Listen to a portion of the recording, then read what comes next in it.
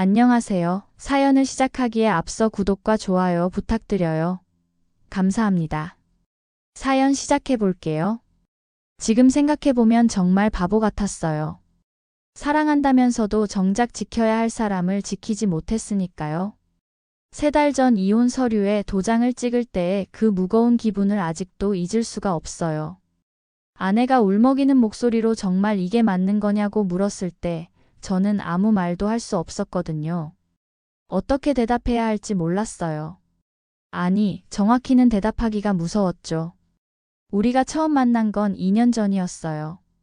아내는 아르바이트 하던 카페에서 일하고 있었고, 저는 그 근처 회사에 다니고 있었죠. 처음 봤을 때부터 뭔가 특별했어요. 그 해맑은 미소와 순수한 눈빛이 제 마음을 완전히 사로잡았거든요. 21살의 아내는 정말 꽃같이 예뻤어요. 나이 차이가 7살이나 났지만 그런 건 중요하지 않았어요. 서로 좋아하는 마음이 진짜였으니까요. 아내도 저를 좋아해 주었고 우리는 자연스럽게 연애를 시작했죠. 1년 동안의 연애 기간이 정말 행복했어요. 아내와 함께하는 모든 순간이 달콤했거든요. 그런데 결혼 얘기가 나오면서부터 문제가 시작됐어요. 우선 아내 집에서 반대가 심했죠. 장모님은 아내가 아직 너무 어리다고 결혼은 좀 더 천천히 생각해보라고 하셨어요. 아내 아버지는 아내가 어릴 때 세상을 떠나셔서 장모님 혼자 아내를 키우셨거든요. 그러니 더욱 딸이 걱정되셨던 거죠. 하지만 저희 집 반응은 더 심각했어요. 어머니와 새누나들이 완전히 반대 입장이었거든요. 저는 막내라서 어릴 때부터 어머니와 누나들의 사랑을 독차지하며 자랐어요. 그분들 입장에서는 갑자기 나타난 젊은 여자가 자신들의 귀한 막내를 빼앗아 간다는 생각이셨을 거예요. 어머니와 누나들의 반대는 날이 갈수록 심해졌어요. 아내의 나이가 너무 어리다는 것부터 시작해서 편모 가정에서 자랐다는 것까지 온갖 이유를 다 들었죠. 특히 장모님이 혼자 아내를 키웠다는 걸 두고 제대로 된 교육을 받았겠냐면서 걱정이라고 하셨지만 듣기에 따라서는 무시하는 것 같았어요. 그래도 저는 아내와 결혼하고 싶었어요. 가족들을 설득해 보려고 노력했지만 쉽지 않았죠. 결국 아내와 상의해서 일단 혼인신고부터 하고 천천히 가족들에게 인정받아 보자고 했어요. 양쪽 가족의 반대가 심해서 결혼식은 엄두도 못 냈거든요. 결국 저희는 저희끼리 혼인신고를 하고 가족들에게 통보했어요. 그러자 장모님은 아내에게 어떻게 그럴 수 있냐면서 우셨고 저희 집에서도 난리가 났죠. 어머니와 누나들은 마치 제 아내가 저를 꼬여낸 것처럼 말했어요. 그 후에는 형편상 저희 집에서 함께 살기로 했어요. 제 모아둔 돈으로는 아직 독립하기가 어려웠거든요. 어머니와 새누나, 그리고 저와 아내까지 총 6명이 함께 사는 게 쉽지 않다는 건 알고 있었지만 일단 돈을 좀 모아서 빨리 나가자고 아내와 약속했어요. 하지만 현실은 생각보다 훨씬 가혹했어요. 제가 출근하고 나면 아내 혼자서 집안일을 다 해야 했거든요. 설거지, 빨래, 청소는 기본이고 어머니와 누나들 아침 차려드리는 것까지 아내 몫이었어요. 처음에는 아내도 힘들다는 소리 한 번 안 하고 열심히 했어요. 새벽 6시에 일어나서 온 가족 아침을 준비하고 제가 출근한 후에는 집안 청소를 하고 저녁에는 또 온 가족 저녁을 차렸어요. 그런데 시간이 지날수록 아내 표정이 어두워지는 게 보였어요. 웃음도 줄어들고 말수도 적어졌죠. 처음에는 새 환경에 적응하느라 힘들어하는 거라고 생각했는데 나중에야 진짜 이유를 알게 됐어요. 저는 막내라서 어릴 때부터 어머니와 누나들의 과보호를 받으며 자랐어요. 그분들은 제가 잘 되기를 바라는 마음에서 모든 걸 대신해 주려고 하셨죠. 하지만 그런 성향이 아내를 힘들게 했던 거예요. 제가 없는 동안 어머니와 누나들이 아내한테 온갖 시집살이를 시키셨어요. 아내는 그냥 참고 있었어요. 그런데 더 충격적인 건 따로 있었어요. 아내 친정 얘기만 나오면 노골적으로 무시하는 발언들을 하셨던 거예요. 그래도 아내는 참았어요. 저를 사랑했고 우리 결혼 생활을 지키고 싶었거든요. 하지만 5개월 정도 지나니까 한계가 왔나 봐요. 어느 날 밤 아내가 조심스럽게 분가 얘기를 꺼냈어요.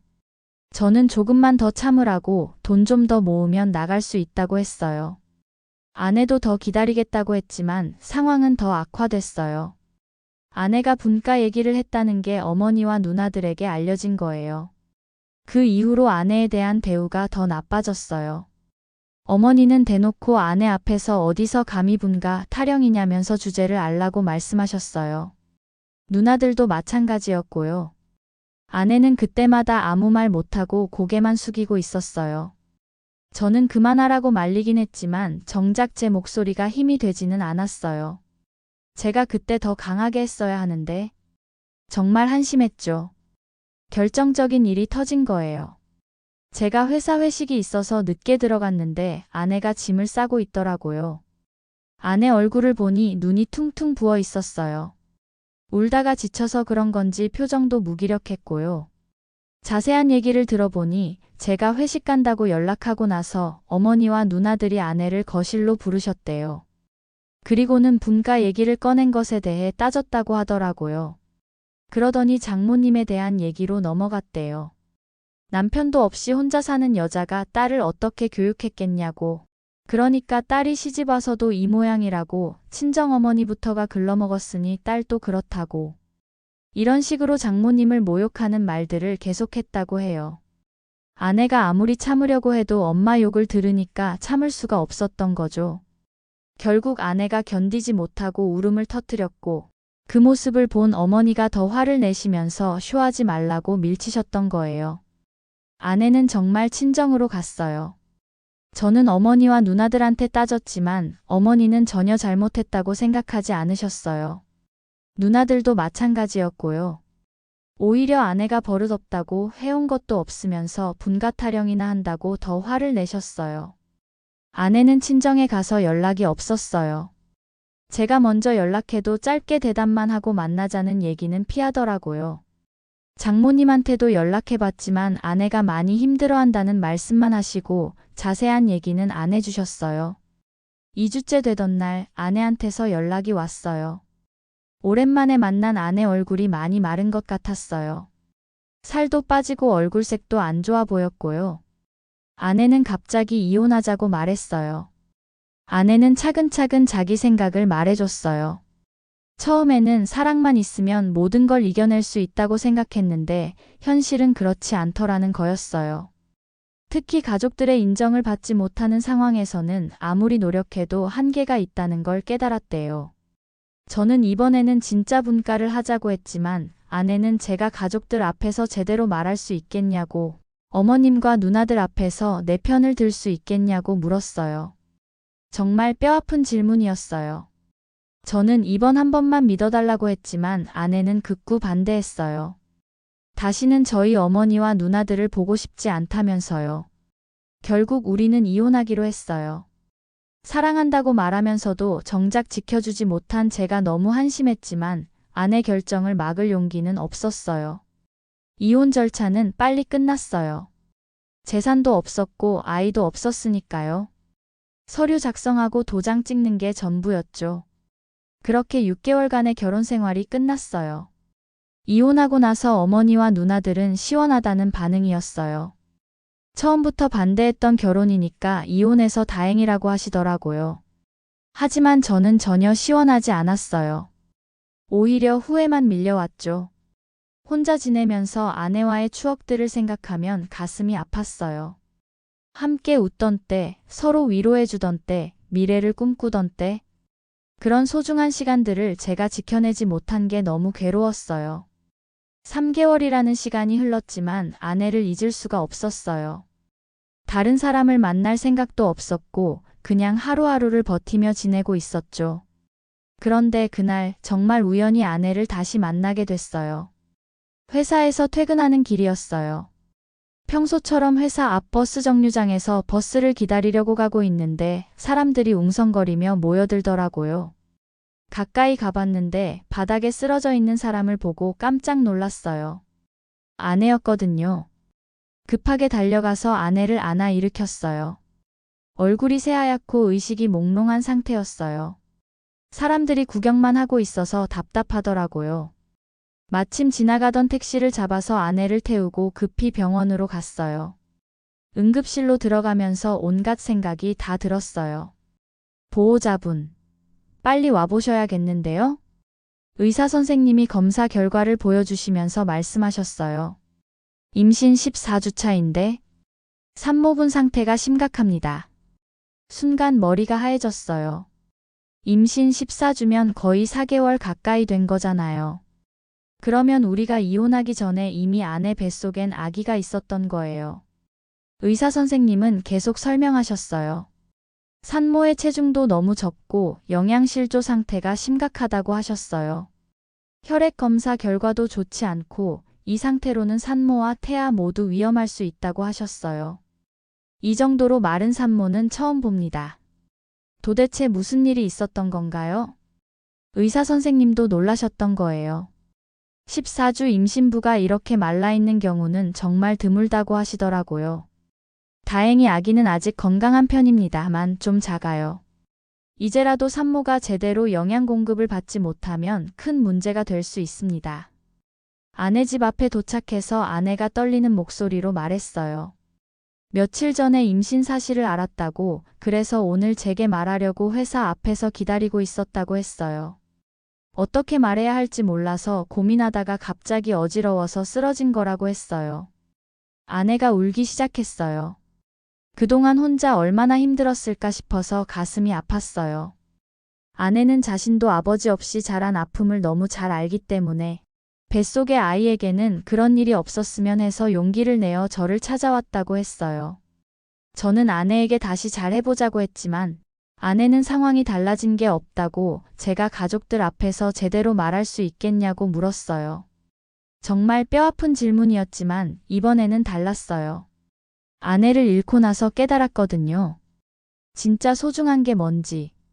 일단 오늘은 들어가서 쉬라고, 내일 다시 연락하겠다고 했어요. 아내는 혼자 결정할 일이 아니라고, 자신도 생각할 시간이 필요하다고 했어요. 그날 밤 잠을 한숨도 못 잤어요. 아내가 혼자서 얼마나 고민했을지, 임신 사실을 알고 얼마나 힘들었을지 생각하니 잠이 안 오더라고요. 게다가 의사 선생님 말씀을 들으니 아내가 얼마나 힘든 시간을 보냈는지 짐작이 됐어요. 다음 날 점심시간에 아내한테 연락해서 만나자고 했어요. 아내가 갑자기 진지하게 말을 꺼냈어요. 아이는 혼자서라도 낳아서 키우겠다고 했어요. 그 결정이 아내에게 얼마나 힘든 건지 잘 알고 있었어요. 아내는 장모님이 혼자 아내를 키우면서 고생한 걸 봐왔으니까요. 저는 이번에는 진짜 다를 거라고, 분가하자고 한 번만 믿어달라고 했어요. 아내는 제가 혼자 결정할 수 있는 일이냐고, 어머니와 누나들이 허락할 것 같냐고 물었어요. 저는 이젠 그 누구의 허락도 필요 없다고 했어요. 이젠 아내와 제 아이까지 있으니까요. 아내가 저를 의외라는 표정으로 봤어요. 제가 가족들에게 그렇게 강하게 나올 거라고 생각하지 못했나 봐요. 제 말이 진짜냐고 물었을 때, 이번에는 아내와 아기를 지키겠다고, 가족들이 뭐라고 해도 그렇게 하겠다고 단호하게 말했어요. 아내를 잃고 나서 깨달았다고, 진짜 소중한 게 뭔지 알겠다고 했어요. 아내는 한참 동안 생각에 잠겼어요. 저는 그 시간이 너무 길게 느껴졌죠. 그렇게 우리는 다시 함께하기로 했어요. 하지만 아직 해결해야 할 일들이 많았죠. 우선 집안에 이 사실을 알려야 했고, 집도 구해야 했어요. 그날 밤 집에 돌아가서 어머니와 누나들에게 말씀드렸어요. 아내가 임신했다고, 14주 차라고, 이혼하기 전에 임신이 된 거라고 했어요. 순간 거실이 조용해졌어요. 어머니와 누나들이 다 저를 쳐다보더라고요. 어머니는 이혼한 마당에 그 애가 제 애가 맞냐면서 의심부터 하셨어요. 누나들도 결국 아내를 집에 들이겠다는 거냐면서 결혼은 안 된다고 했어요. 분위기가 점점 험악해졌어요. 하지만 저는 이번에는 물러서지 않기로 마음먹었어요. 집 구해서 나갈 거라고 말했어요. 어머니는 결국 여자 때문에 가족을 버리는 거냐고 하셨어요. 저는 버리는 게 아니라 독립하는 거라고, 가족을 버리는 게 아니라 새로운 가족을 만드는 거라고 했어요. 그날 밤 집안이 완전히 뒤집어졌어요. 어머니는 울면서 절대 안 된다고 하셨고, 누나들은 제가 미쳤다고 했어요. 하지만 저는 결정을 바꾸지 않았어요. 다음 날부터 집 구하기 시작했어요. 모아둔 돈이 많지 않아서 큰 집은 어림없었지만 아내와 아이가 살기에 충분한 투룸 하나를 구했어요. 보증금은 그동안 모아둔 돈으로 하고 월세는 좀 부담스럽지만 감당할 수 있을 정도였어요. 집을 본 아내는 작지만 좋다고 했어요. 무엇보다 우리만의 공간이라는 게 좋았나 봐요. 여기서 우리 3명이 살 수 있을까 하니까 당연하다고 아이 방도 만들 수 있다고 했어요. 아내가 오랜만에 환하게 웃었어요. 새 집에서의 생활이 시작됐어요. 처음에는 어색했지만 점점 적응해 갔어요. 하지만 모든 게 순조로운 건 아니었어요. 장모님은 아직도 저를 완전히 믿지 못하고 계셨어요. 아내가 또 상처받을까봐 걱정하시는 것 같았어요. 어느 날 장모님이 집에 오셔서 저에게 따로 할 말이 있다고 하시더라고요. 진짜 아내를 지킬 수 있겠냐고 지난번에도 그렇게 말했는데 결국 아내가 상처받고 나왔다고 하셨어요. 이번에는 다르다고 가족들과도 거리를 두고 우리끼리만 살 거라고 했더니 가족들이 손자 얘기 나오면 또 달라질 거라고 그때도 아내 편을 들 수 있겠냐고 하셨어요. 장모님이 한숨을 쉬시면서 아내가 너무 어려서 걱정이라고 아직 22인데 벌써 아이까지 낳게 되고 본인처럼 혼자 키우게 될까봐 무서우시다고 하셨어요. 저는 그런 일은 없을 거라고 꼭 지키겠다고 말씀드렸지만 장모님은 여전히 반신반의하시는 것 같았어요. 하지만 이해할 만했어요. 딸이 한번 상처받은 걸 본 입장에서는 당연한 반응이었죠. 그 후로 장모님은 조금씩 마음을 여시는 것 같았어요. 드디어 출산 예정일이 다가왔어요. 아내 배가 정말 많이 나와서 걷기도 힘들어했어요. 저는 회사에서도 휴가를 미리 써서 언제든지 병원에 갈 준비를 했어요. 예정일 이틀 전 새벽 아내가 저를 깨웠어요. 배가 아프다고 진통이 시작된 것 같다고 하더라고요. 분만실로 들어간 아내가 너무 힘들어해서 보는 제가 더 괴로웠어요. 12시간의 진통 끝에 드디어 제 아기가 세상에 나왔어요. 첫 울음소리를 들었을 때 눈물이 났어요. 제 아들이라는 게 믿어지지 않았어요. 이제 저는 확신해요. 진짜 가족은 서로를 지켜주고 사랑해주는 사람들이라는 걸요. 혈연이라는 이유만으로는 진정한 가족이 될 수 없다는 것도 알게 됐어요. 그 후로 저희 어머니와 누나들과는 거리를 두고 지내고 있어요. 저도 이제는 진짜 가장이 된 기분이에요. 아내와 아이들을 지킬 수 있는 남편이자 아빠가 됐다는 자신감이 생겼거든요. 예전처럼 가족들 눈치 보면서 살지 않아요. 물론 존중은 하지만 우리 가족을 지키는 일에는 타협하지 않아요. 앞으로 아이가 더 크면 또 다른 도전들이 있겠지만 이제는 두렵지 않아요. 아내와 함께라면 뭐든지 해낼 수 있을 것 같거든요. 제 긴 이야기를 끝까지 들어주셔서 감사합니다. 구독과 좋아요, 알림 설정까지 잊지 마세요.